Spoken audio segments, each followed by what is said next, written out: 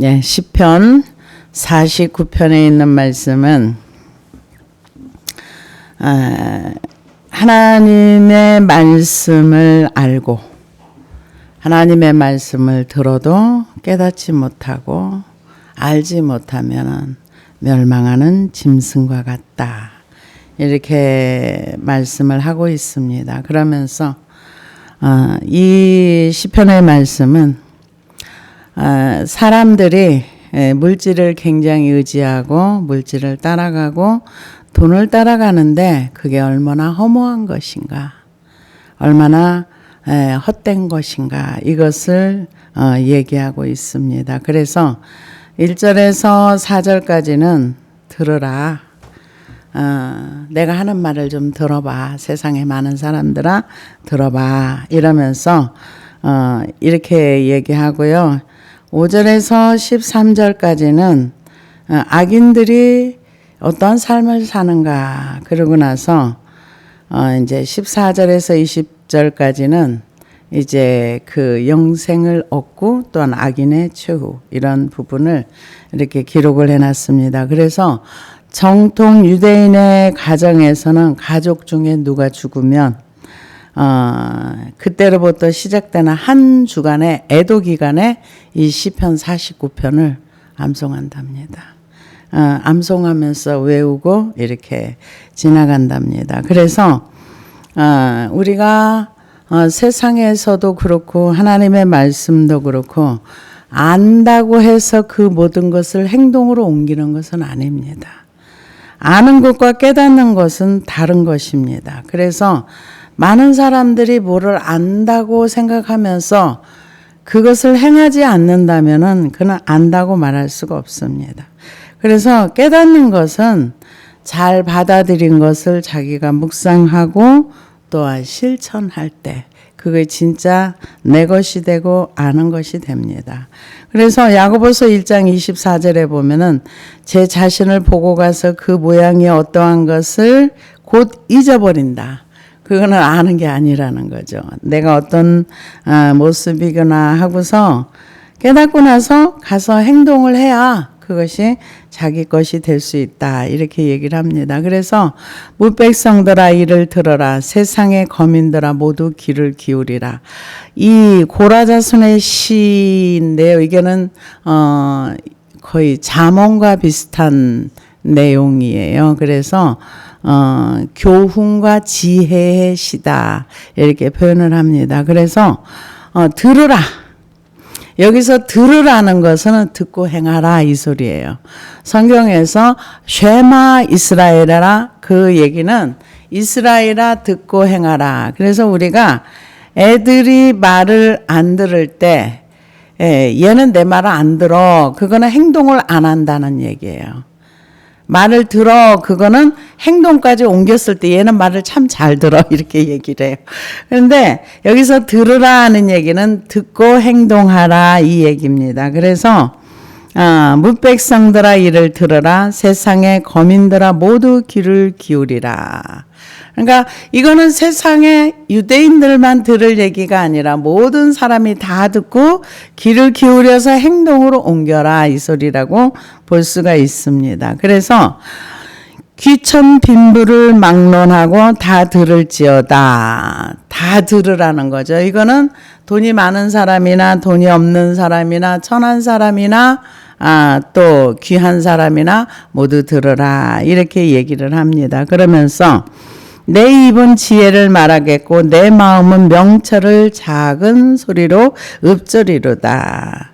이게 명철은 그 작은 읊조리니까는 옛날에는 이게 이렇게 그 기록으로 이렇게 남기질 않았기 때문에 읊조린다는 얘기는 그 어떤 성경이나 이런 어떤 지혜 이런 것들을 그 책들을 계속 외우고 또 외우고 외워서 읊조린다는 건 그거를 계속 소리를 내서 중얼중얼하면서 여호와는 나의 목자신, 예를 들자면 그렇게 계속 반복하다 보면은 거기에서 깨달음이 오는 지혜가 있다. 이거를 얘기합니다. 그래서 우리가 하나님의 말씀을 이렇게 계속 묵상을 하기도 하고 이것을 소리내어서 읽기도 하고 이게 머릿속에 입력하는 거 되게 중요합니다. 저도 이걸 좀 많이 했었는데 안 한 지가 좀 오래된 것 같아요. 근데 그렇게 하면은 그 말씀을 계속 소리를 내서 중얼거려서 또 읽고 또 묵상하고 하다 보면 거기서 깨달아지는 은혜가 있다는 거예요. 그거를 얘기합니다. 그래서 명철을 작은 소리로 읊조리이다.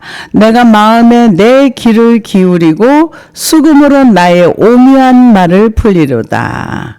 내가 비유를, 그러니까는 이 깨달은 거를 비유로 노래를 해서 사람들에게 얘기를 해주겠다는 거예요. 그래서 성경의 비유는 실제지만은 그것을 이렇게 이런 거야 하면서 예수님도 비유로 이제 마음밭의 비유도 설명을 해주셨고, 근데 우리가 마태복음 13장에 비유로 말씀하여 이르시되 하는데 그 마음밭을 얘기하면서 돌자갈밭, 뭐 가시밭, 뭐 무슨 밭, 그게 실제거든요. 근데 그거를 비유로 이렇게 사람들에게 깨달을 자는 깨닫고 못 깨닫는 사람은 할 수 없고, 그래서 비유로 이렇게 설명을 해준다는 거죠.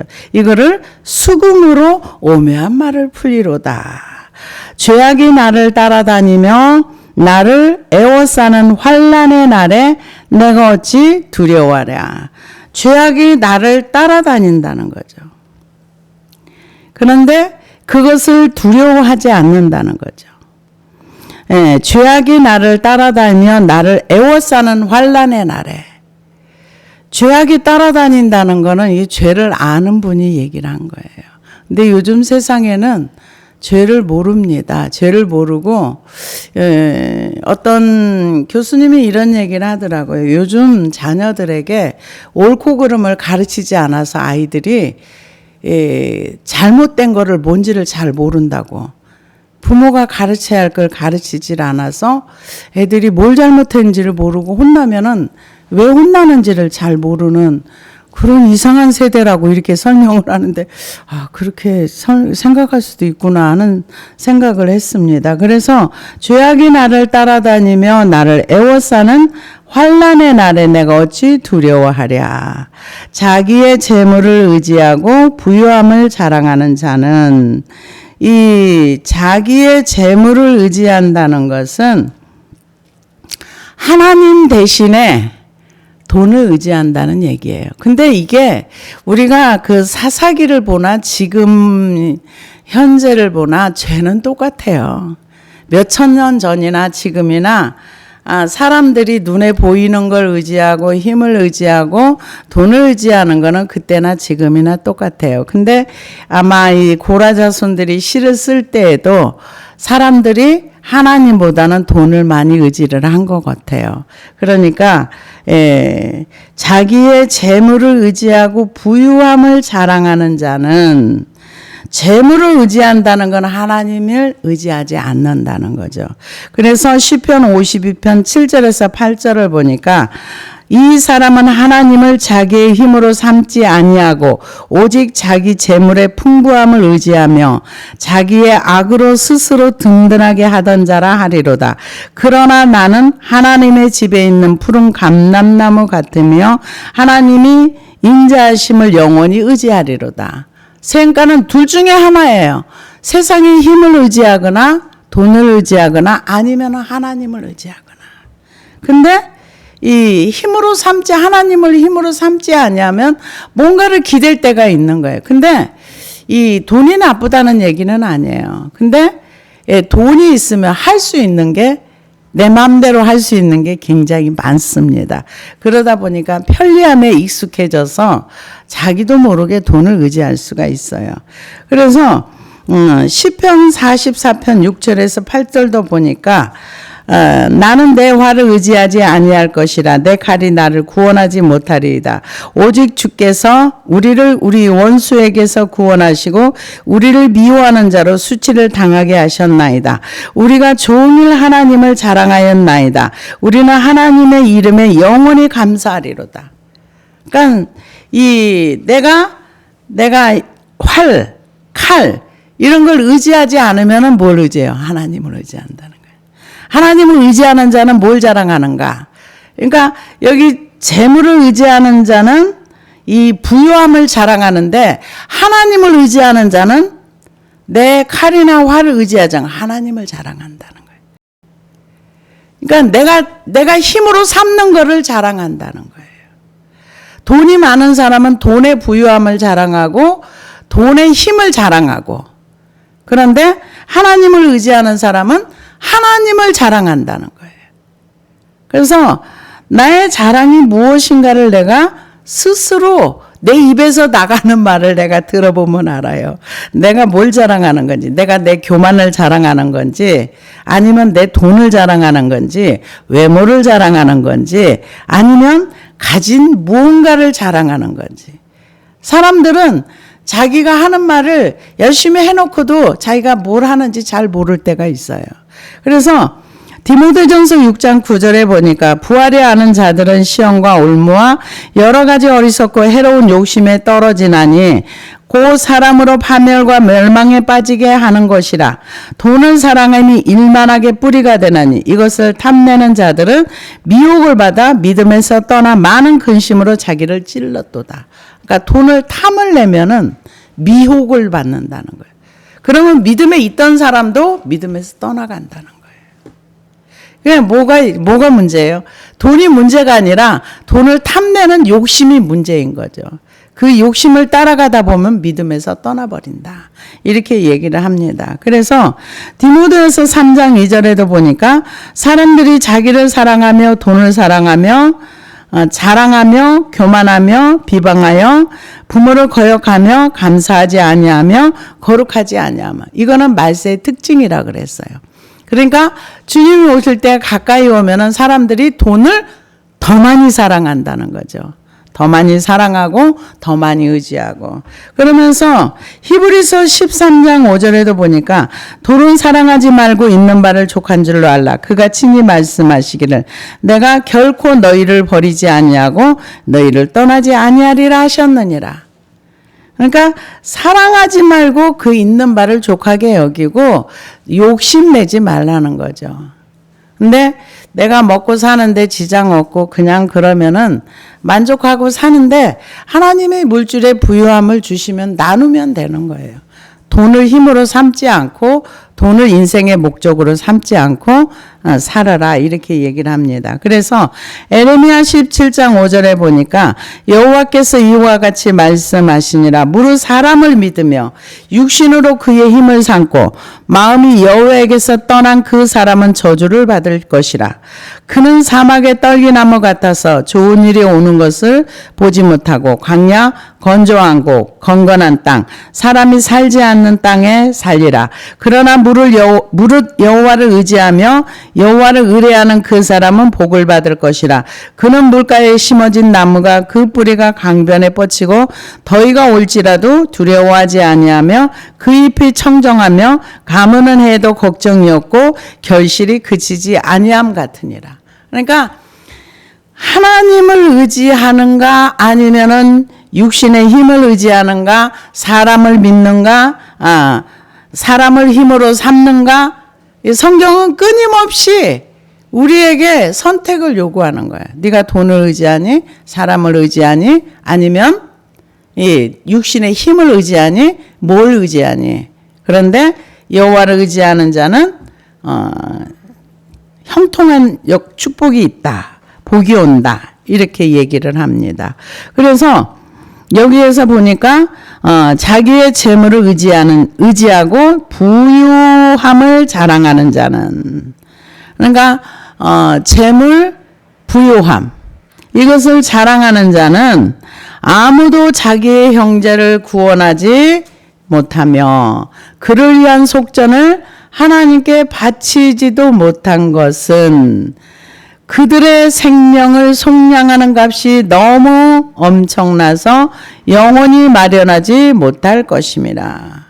그러니까 이 영원히 우리는 어떤 대가를 지불해도 지옥 가는 영혼을 구원할 수 없다는 거예요. 어떤 속전을 내도 돈이 아무리 많아도 그 사람의 영혼이 지옥 가는데 그것을 구원해 줄 수 있는 그런 속전을 낼 수가 없다는 거죠.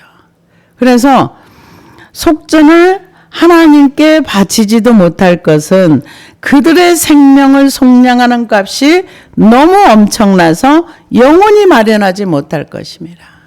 우리 예수님이 이 땅에 오셨습니다. 그 이유는 우리를 영원한 형벌에서 구원하시기 위한 속전을 내신 거예요. 영원한 형벌에서. 우리가 구원받은 것은 영원한 하나님의 진노에서 우리가 구원을 받은 거예요. 영원한 진노. 그 진노는 죄가 있는 곳에는 하나님의 진노가 항상 있습니다. 그런데 그 진노를 예수님이 다 몸으로 받아내셨습니다. 그래서 예수님이 강제로 오신 것이 아니라 하나님이 인류를 구원하기로 작정하시고 예수님은 거기에 순종하시고 성령님이 오셔서 우리에게 그것을 확증시켜 주시고 우리가 믿을 수 있는 은혜를 주시고. 그런데 요즘 사람들이요, 만인 구원설을 많이 주장을 해요. 만인 구원설이라는 거는 모든 사람들이 다 구원받을 것이다. 그러면 왜 예수님이 사랑의 하나님이기 때문에 모든 사람이 다 구원받을 것이다. 우리가 생각할 때는 아니거든요. 뭐가 아닙니까? 예수 그리스도를 믿는 자만 구원받는 거예요. 믿는 자만. 하나님이 천국 가는 길을 딱 한 길을 만들어 놓으셨어요. 구원의 길은 오직 예수 그리스도를 믿음으로만 구원이 시작되는 거예요. 그런데 만인 모든 사람을 다 구원하시기 위해서 하나님께서 아들을 보냈다. 그러면서 한마디 덧붙이는 게 있어요. 사랑의 하나님이라고 하면서 지옥을 왜 만들어놔? 사랑의 하나님이 그러면 인간이 태어나고 싶지도 않은데 들어보면 그럴듯해요. 태어나고 싶지 않은데 누가 이 땅에 나를 보내달라 그랬어? 태어나고 싶지 않은데 태어나게 해가지고 자기 안 믿었다고 지옥 보내요? 그게 사랑의 하나님이에요? 이렇게 얘기를 하시는 분도 있습니다. 그런데 거기에 동의하시는 분들이 꽤 많습니다. 그러나 성경은 내가 길이요 진리요 생명이니 나로 말미암지 않고는 아버지께로 올 자가 없느니라. 한 길밖에 없어요. 오직 예수 그리스도의 한 길밖에 없어요. 그것도 진짜로 믿어야 되는 거예요. 예수님의 생명이 우리 안에 들어와야 되는 거예요. 그래서 이 생명을 우리를 지옥에서 건질 수 있는 속량의 값이 너무 비싸서 그거를 생명을 속량하는 값이 너무 엄청나서 영원히 속량하지 마련하지 못할 것입니다. 그가 영원히 살아서 죽음을 보지 않을 것인가? 누가?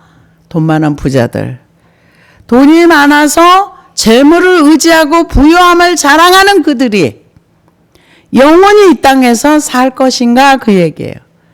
그런데 성경은 뭐라 그래요? 사람이 한 번 죽는 것은 하나님이 정해놨다 그랬어요.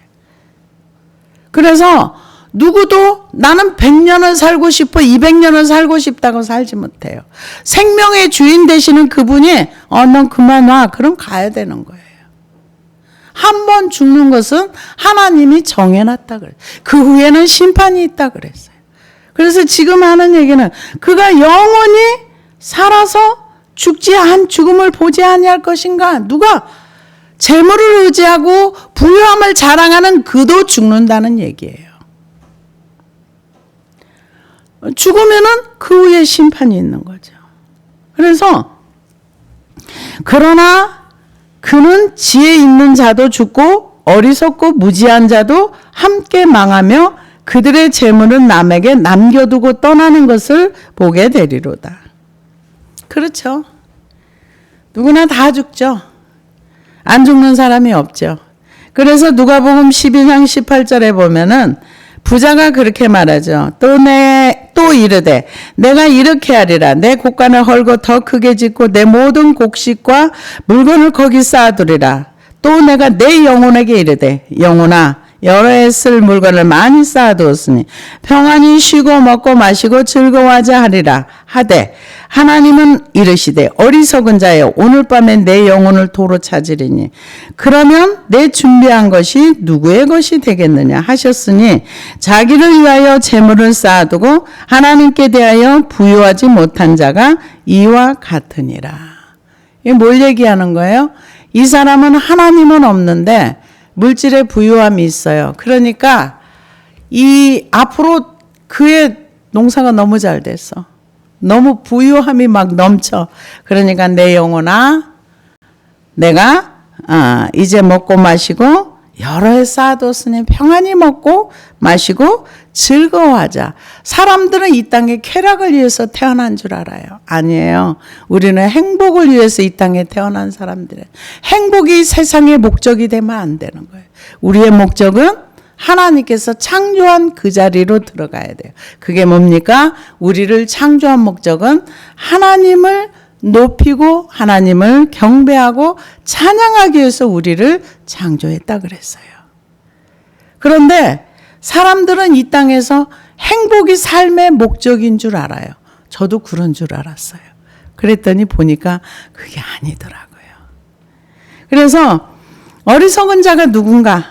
어리석은 자는 그 마음에 이르기를 하나님이 없다 하도다. 그들은 부패하며 가증한 악을 행하며 선을 행하는 자가 없도다. 하나님이 하늘에서 인생을 굽어 살피사 지각이 있는 자와 하나님을 찾는 자가 있는가 보려 하신즉 각기 물러가 함께 더러운 자가 되고 선을 행하는 자가 없으니 한 사람도 없도다. 그러니까 우리는 스스로 하나님을 찾을 수 없는 사람들이에요. 그럼 우리는 어떻게 하나님이 찾아오신 거예요. 우리를 만나주시고 사람을 통해서 복음을 듣게 하시고 또 성령님을 통해서 우리가 예수 그리스도를 믿게 하시고 그래서 우리가 하나님을 배우고 따라갈 수 있는 거지.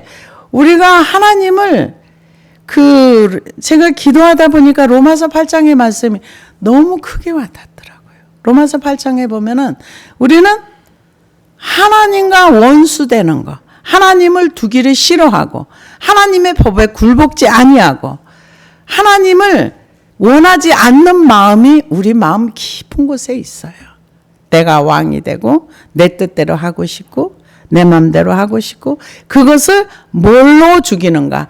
영으로서 몸의 행실을 죽이면 살리니 그랬어요.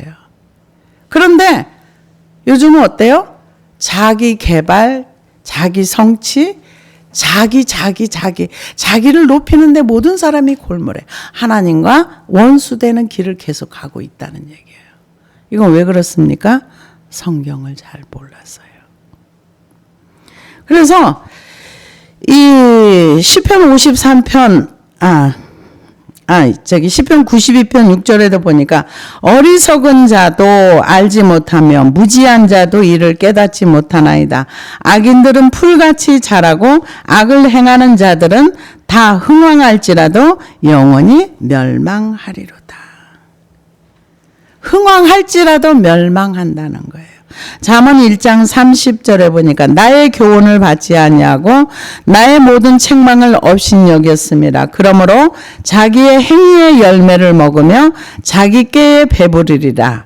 어리석은 자의 퇴보는 자기를 죽이며 미련한 자의 안일은 자기를 멸망시키려니와 오직 내 말을 듣는 자는 평안히 살며 재앙을 두려움 없이 안전하리라. 그러니까 하나님 말씀을 듣는 사람은 평안히 산다는 거죠.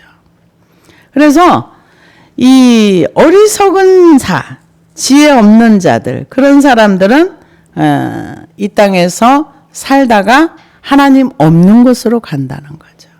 그래서 그러나 그들이 속 생각에 그들의 집은 영원히 있고 그들의 거처는 대대에 이르리라 하여 그들의 토지를 자기의 이름으로 부르는도다. 사람은 존귀하나 장구하지 못하며 멸망하는 짐승 같도다.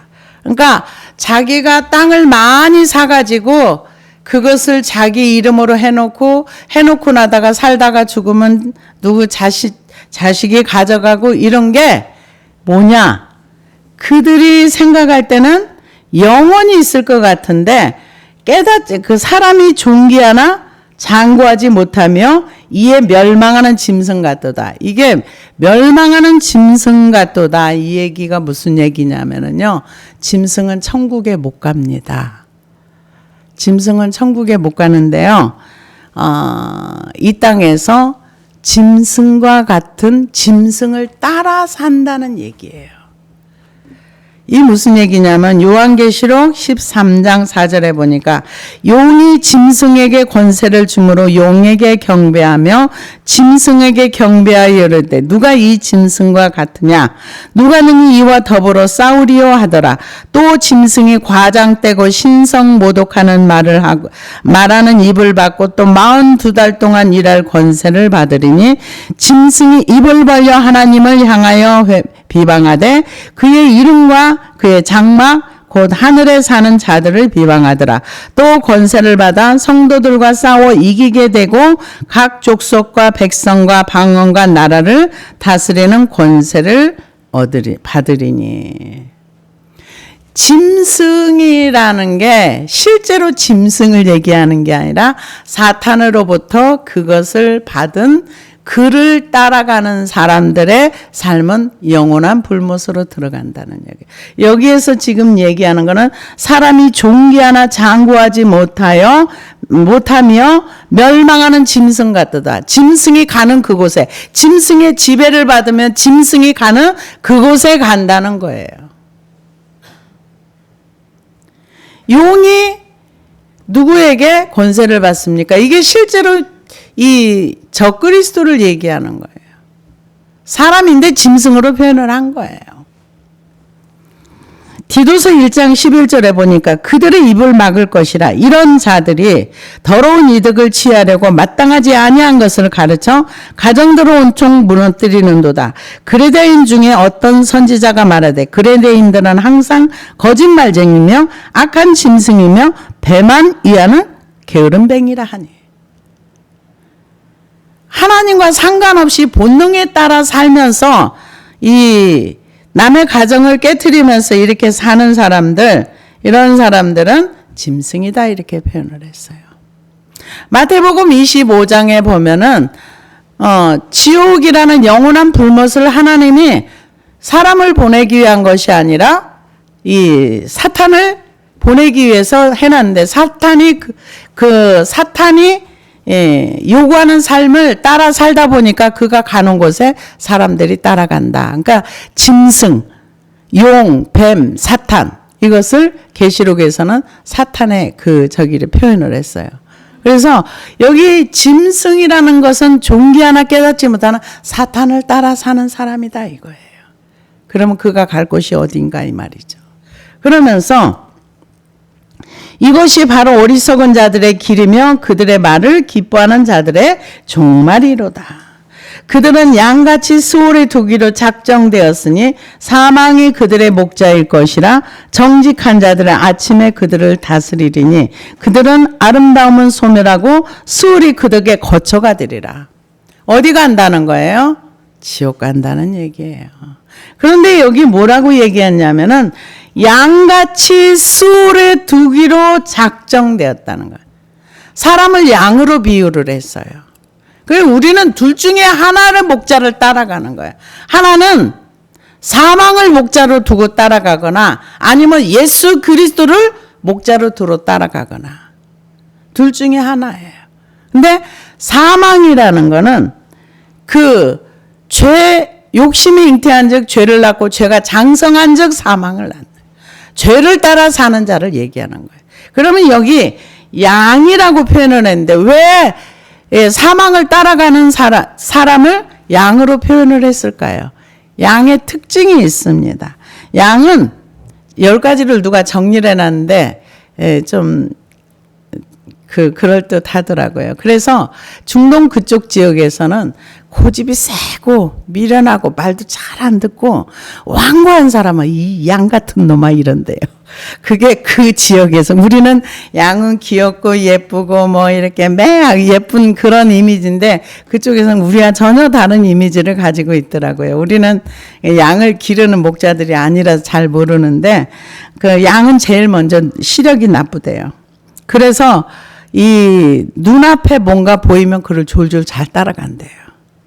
그래서 양을 치는 개들이 옆에서 뛰어다니고 하면서 그를 관리를 해줘야 이탈이 안 된대요. 그 양치기 견 얘기하죠. 그 다음에 양의 특징은 잘 쏙는데요. 양떼 그 분별력이 잘 없답니다. 양들이. 그래서 야생 개들이 그거를 잘 알고 그 야생에 있는 그 개들이 양을 잡아먹으려면은 한쪽으로 이렇게 유인하면 잘 쏘가 넘어간대요.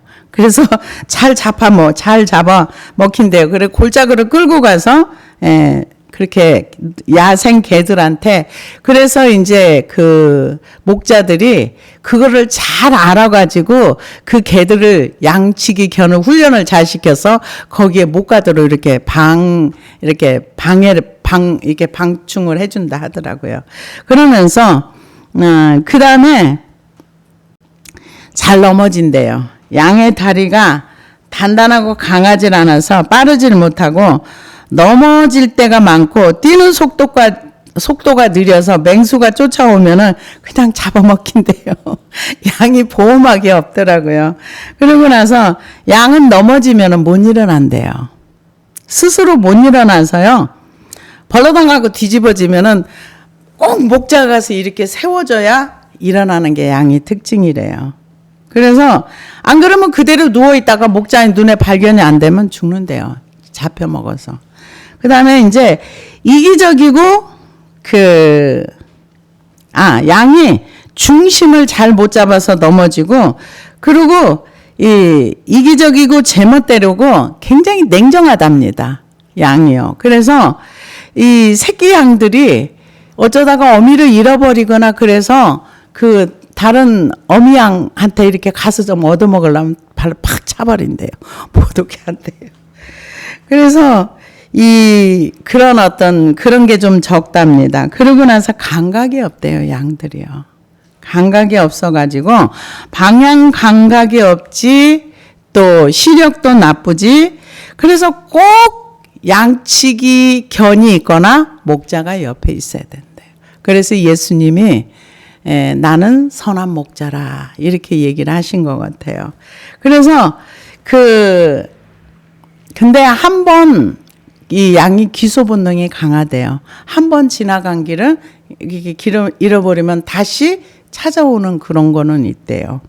그래서 양은 방어력이 완전히 아무것도 없어요. 자기를 보호할 수 있는 게 전혀 없대요. 그래서 목자가 보호해 주거나 인도를 하거나 아니면은 양치기 견이 해 주거나. 근데 한 가지 특징이 있대요. 양은 죽을 때 온순하답니다. 그냥 죽는데요. 그냥 모든 걸 다 받아들여 순한 양이 돼서 죽는데요. 그래서 예수님도 보라 세상죄를 지거나 하나님의 어린 양이로다. 양은 죽음에서 저항을 하거나 염소는 난리가 난대요. 근데 양은 그냥 가만히 있어서 그렇게 죽는답니다. 그래서 여기 스오리 목자라고 한 이유가 있는 거예요. 우리가 스오리 목자라는 거는 지옥의 사망의 죄를 따라가거나 아니면 예수 그리스도를 목자로 삼고 따라가거나 그래서 사람을 양으로 비유를 한 거예요. 그들은 양같이 수월에 두기로 작정되었으니 사망이 그들의 목자일 것이라. 정직한 자들은 아침에 그들을 다스리리니. 그러니까 우리가 이 땅에서 예수 그리스도를 나의 목자로 선택하고 그분을 의지하고 살 것인가 아니면 눈에 보이는 힘, 돈, 재력을 의지하고 살 것인가. 근데 결과는 완전히 나뉘어진다는 거죠. 그러면서 다음은 아름다움은 소멸되고 그 수울이 그들의 거처가 되리라. 영원한 지옥으로 들어간다는 거죠. 그러나 하나님은 나를 영접하시니 이러므로 내 영혼이 스올의 권세에서 건져내리로다. 사람이 치부하여 그의 집이 영광이 더할 때에 너는 두려워하지 말지어다. 그가 죽음에 가져가는 것이 없고 그의 영광이 그를 따라 내려가지 못함이로다. 이 땅에서 아무리 물질의 부유가 있고 재력에 넘치는 돈이 있다 할지라도 그게 지옥까지 가지고 가지 못한다는 거죠. 못 가지고 간다는 거예요. 가져가는 사람 이때까지 한 번도 못 봤어요. 그래서 이 땅의 것이 가져갈 수 없는데 우리는 예수를 믿는 사람들은 이 땅에서 주의 이름으로 헌신하고 주의 이름으로 봉사한 거는 하나님이 다 기억을 하셔서 나중에 우리가 천국 갔을 때 그곳에서 그것을 누리게 해주는, 이것도 축복이죠. 이것도 은혜고요. 그래서 죽음에 가져가는 것이 없는데 우리는 믿는 사람들은 가져가는 게 있어요. 안 믿는 사람 지옥에 뭘 가져갑니까? 일생 동안 살면서 지은 죄를 가져가는 거예요. 지은 죄를 가져가서 그 죄를 영원히 형벌 가운데. 그러니까 만인 구원설을 하는 사람들이 이런 얘기 많이 합니다. 뭐라고 해요? 우리가 인생이 길어봤자 7, 80년밖에 못 사는데 7, 80년 살면서 죄를 지으면 얼마나 죄를 지었다고 그 죄에 대한 형벌을 영원히 받아. 말도 안 돼. 우리는 죽는 순간 영원히 소멸되는 거야.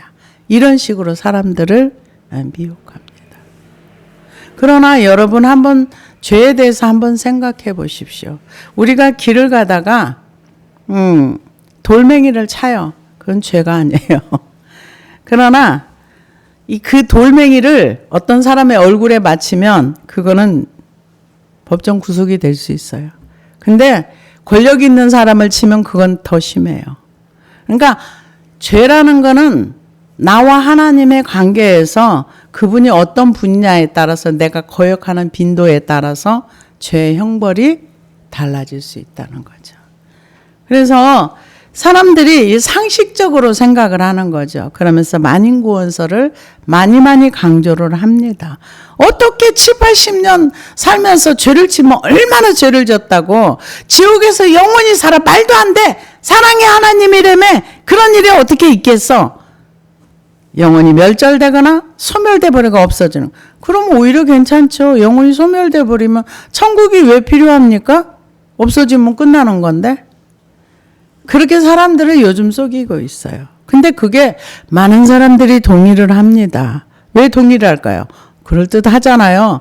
7, 80년 살면서 죄를 지으면 얼마나 지었고 잘못했으면 얼마나 잘못했다고 그 죄 가지고 영원히 죽지도 않고 그 형벌을 받아. 말도 안 돼.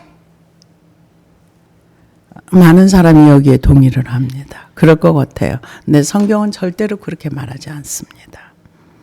그래서 영광이 그를 따라가지 못함이라는, 그가 비록 생시에 자기를 축하하며 스스로 좋게 함으로 사람들에게 칭찬을 받을지라도 그들은 그들의 역대 조상들에게로 돌아가리니 영원히 빛을 못하리로다. 빛을 보지 못하리라.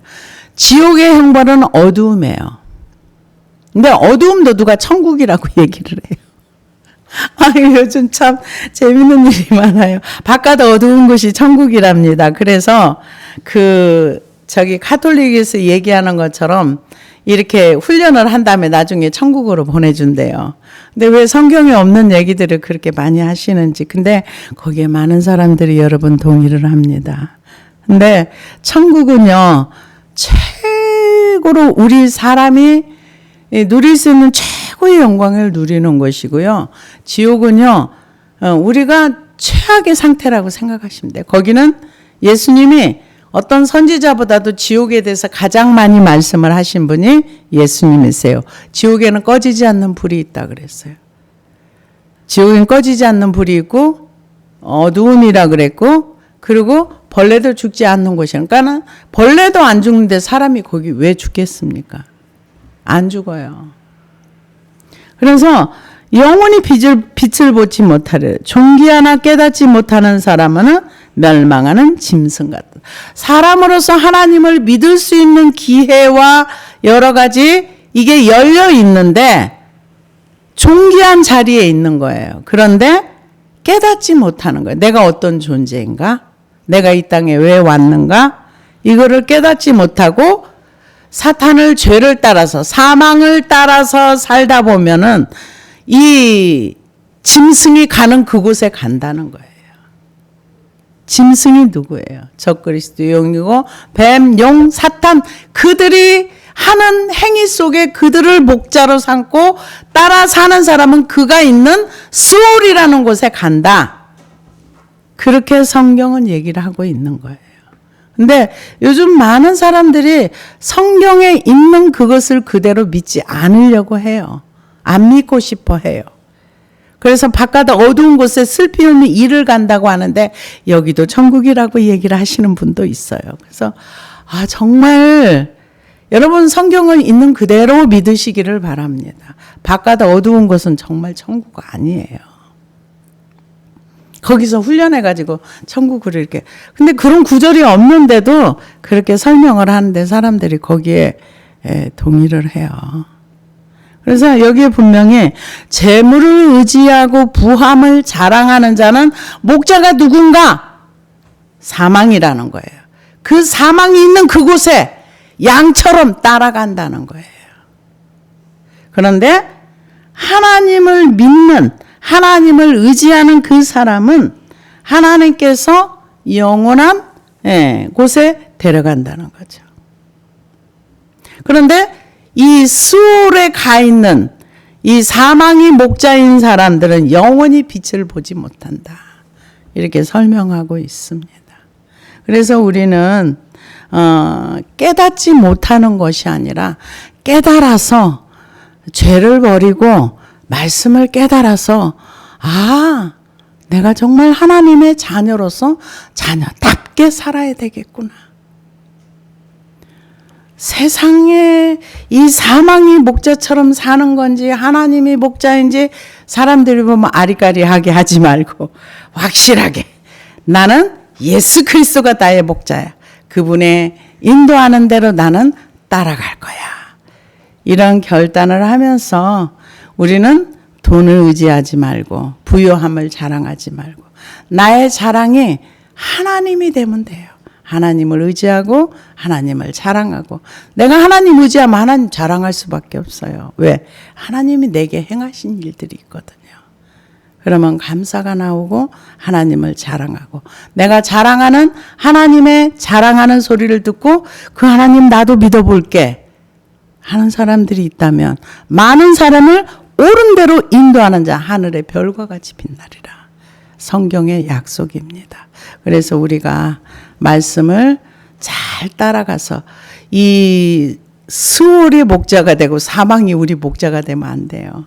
근데 저도 몰라가지고 많이 절망하고 살다 보니까 저는 절망이 목자였던 거를 깨닫고 나서는 버리고 이쪽으로 하나님 쪽으로 가기로 돌이켰어요. 그러니까 절망 많이 하시는 분들 절망이 목자일 수 있습니다. 거기서 버리고 주님 목자로 삼고 주님 가시는 길로 우리는 따라가는 저와 여러분이 되기를 원합니다. 기도하시겠습니다.